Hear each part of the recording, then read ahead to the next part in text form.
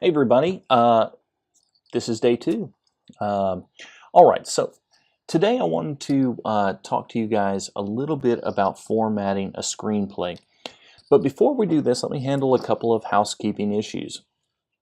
First off, I wanted to address a couple of things about the course calendar.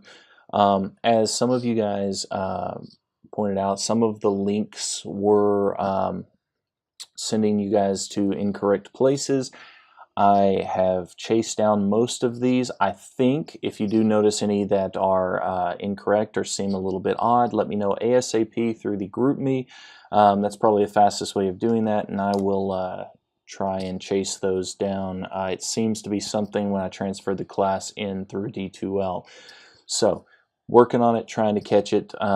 You guys it seems like the modules themselves are correct, so if you just go through content and then go to the individual modules, you shouldn't have any problem actually getting the content for the appropriate lessons. Next, the discussion posts. This goes back to the same thing. You do only have basically one discussion post a week. This first week is a little bit different because you do have the introduction where I've asked you to introduce yourself, tell us where you are, if there's anyone you would like to work with. All of you guys did this, and I have gone ahead and created your teams. I'll talk about that in just a second. So your discussion posts, you should only have one a week. They are due generally by Wednesday, I believe. So you guys can check that out. Just make sure you're staying up on your discussion posts and interacting with each other. Storymatic. The Storymatics did have an issue. Again, it was the transfer. It looks like it's the transfer from D2L from the last time this class was offered. I think I've worked them mostly out. Your Storymatic 1 is what we're looking for. It is in lesson 3. That's what you're going to be working with. Just so you guys understand, the prompt is a person with poor memory, a mind reader, and a mishap in a laboratory. It is in lesson 3. That is your Storymatic for this week. I have given you guys until Friday to do this, so it's an extra day to get it done because there was some confusion on this. So go ahead and make sure you get this stuff squared away. Now, there's a couple of things that I wanted to handle on this. There was some questions about like formatting. I have basically given you Times New Roman, 12-point font, 1-inch margins for the basic overall formatting. But as some of you guys have noted and asked questions about, obviously when you're talking about formatting a screenplay, those are your basic page margins, but you are going to be tabbing in for certain things like the character names and dialogue and parentheticals. So not everything is going to be at that 1-inch margin. I'll get to that in a second. What I want to talk about right now are your teams before I get into formatting. If you want to see your teams, you can go to Communication Tools and go to Groups. Groups. Now, I've gotten you guys grouped up. You guys on my screen can certainly see all of the teams. They're 2-person teams for the most part. There have been a couple of folks where extenuating circumstances have ended up being very few 1-person teams. For the most part, you guys are all in 2-person teams. Through this group tab, you can see who's on your team, and you guys can communicate however you choose. You can go through GroupMe, you can go through Skype or FaceTime or phone call or email, however you guys want to communicate, but that will be your team. Now, your team projects, if you go to Content and check out your syllabus, I want to make very clear what your team projects are. Let's look at your syllabus.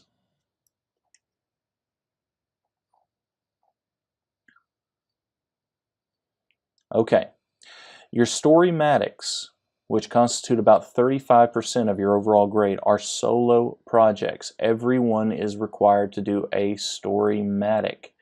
Your character grid, or your character development grid, this will be a team assignment, okay? Your story arc outline, this is a team assignment. And then your pilot script project, that's a team assignment.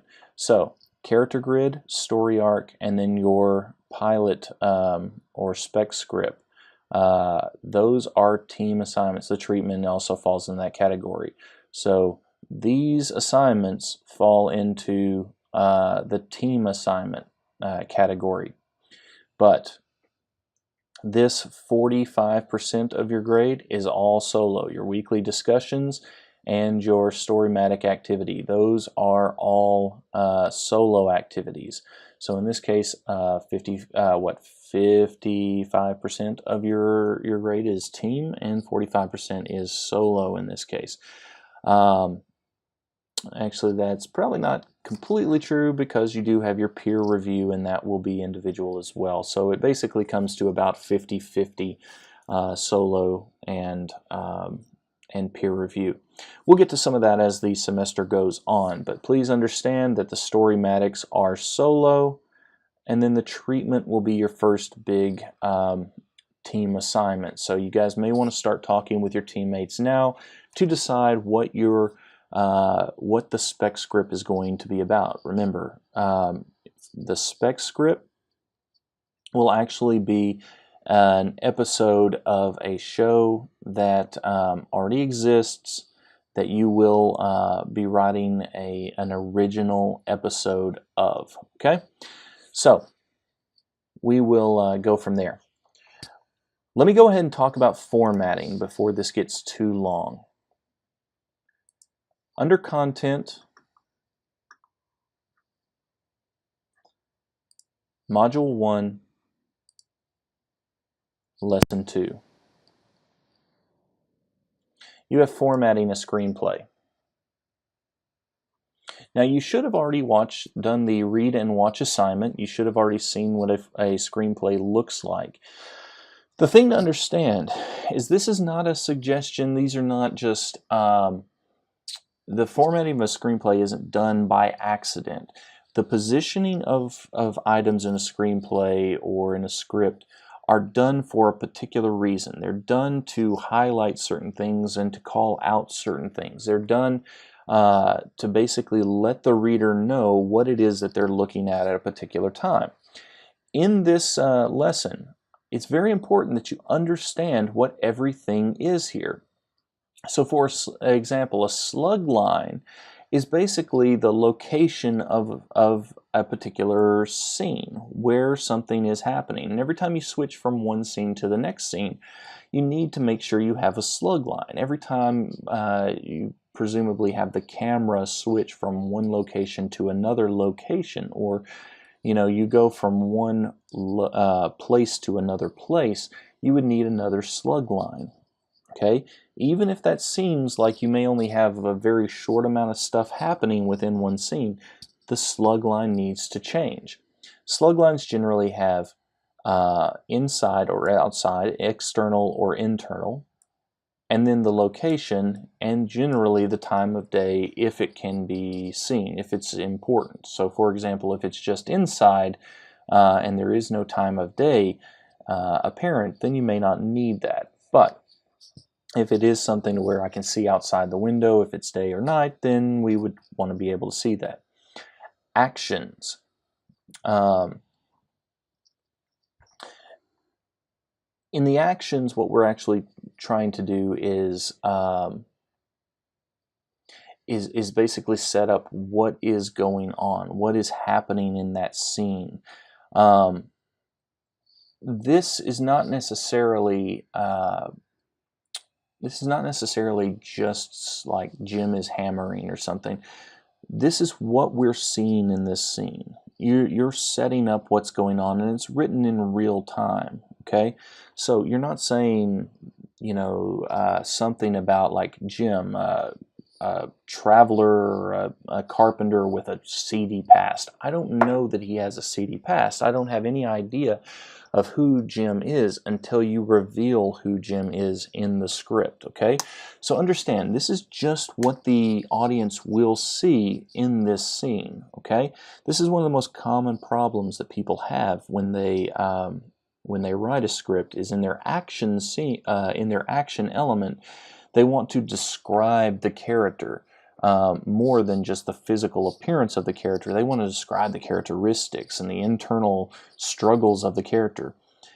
You reveal this through the character, what the character says, how the character holds themselves, but you don't tell the audience in this action, or you don't tell anyone in this action the internal struggles of the character. The audience doesn't see this unless it's a physical action. All right, character name. This is pretty straightforward. This is generally centered on the page and it's all in caps. This separates it from everything else. And says this is who's talking. Dialogue, this is pretty straightforward. This is something that the characters say, right?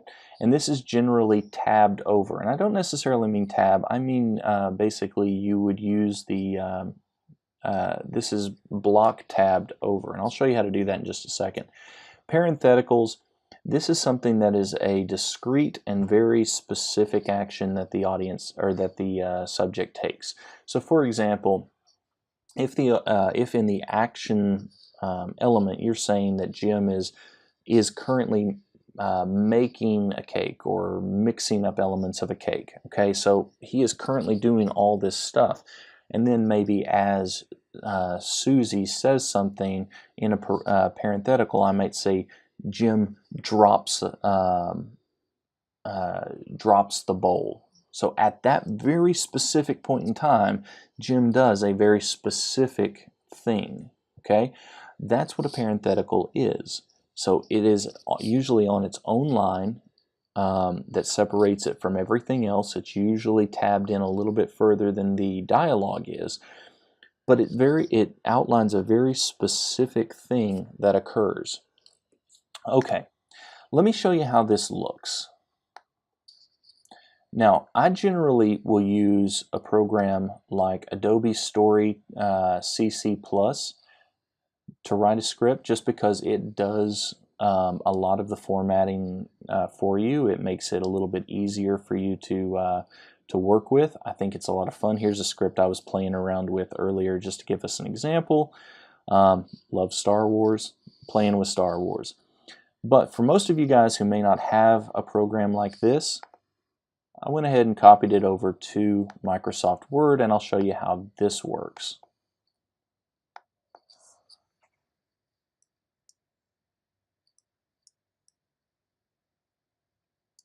Okay, so here we've got it. Let's talk about the major elements. Slug line, exterior, asteroid field. Okay, so the scene starts outside in an asteroid field. Don't know whether it's day or night. It's outer space. We have no idea what time of day it is.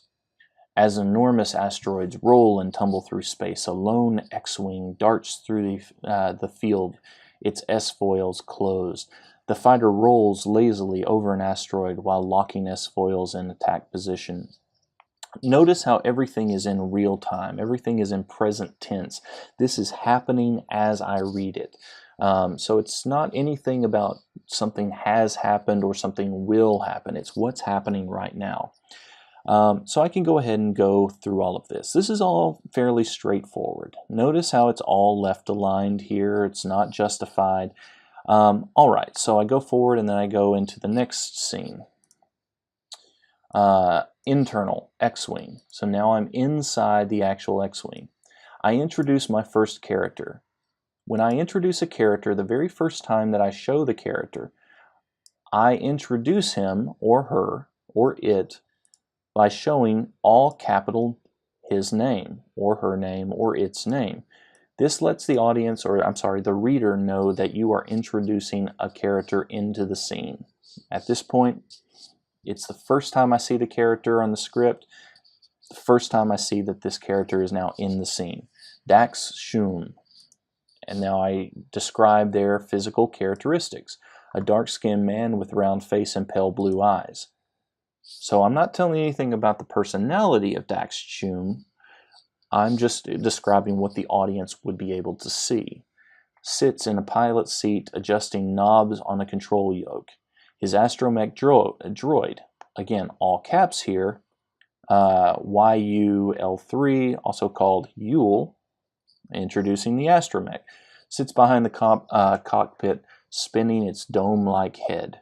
Now, centered the character name, Dax Shum. Now, if I want to center this, easy enough. I type in the name, I hit center. There it is. Okay. I can also tab it over using my paragraph tabs and center it however I want it to be. Either one is perfectly okay. Now, what I usually would do here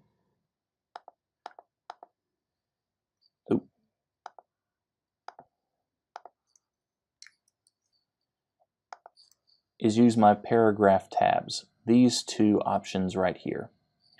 So, types in Dax Shum, he whoops loudly. So this is a discrete action in a parenthetical. That's what I'm talking about. Nothing like starting the day with a quick run through the yard or through the rock yard. Grab that, tab it over, and then maybe put the parenthetical one side further. This separates the action and what he actually said. Okay? So, as I go forward, I do the same thing with Yule. Yule, who doesn't speak, just beeps and whistles doubtfully. Dax then says, "Come on, Yule, live a little." You're starting to remind me of Old Lady Ferris. Mechanical grunts. Here, he mocks a female prim and proper. When he's mocking, "Mr. Shum, you are a Corpsec officer and I am not your mother." Mocks tweets and so forth and so on. This is all of the elements of a script, and you can see that you can format it just the same way in Microsoft Office that you would in any kind of proprietary program. It's really not that hard. It's just that the formatting has to be done just so that when somebody reads through it, they can very easily see what is supposed to be happening at any given time in this script. Okay, hopefully this has made some sense to you guys. Hopefully this helps you understand how this this script or a script like this needs to be formatted and how maybe how it makes sense a little bit. As this goes on, we can talk about how to work with time and how to do things like flashbacks, flash forwards, flash sideways, all these kind of things. I would urge you guys to keep up with the reading, watch all the videos that I've got posted. There are certainly people that are much better screenwriters than I am. I do it as hobby and for fun more than a profession. So there's a lot of resources out there. Guys, check it out. Hopefully my examples have helped. And if you have any questions, by all means, get in touch with me, ask, and I will do my best to help. All right. Hope this has been informative, and I will talk to you guys later. Bye.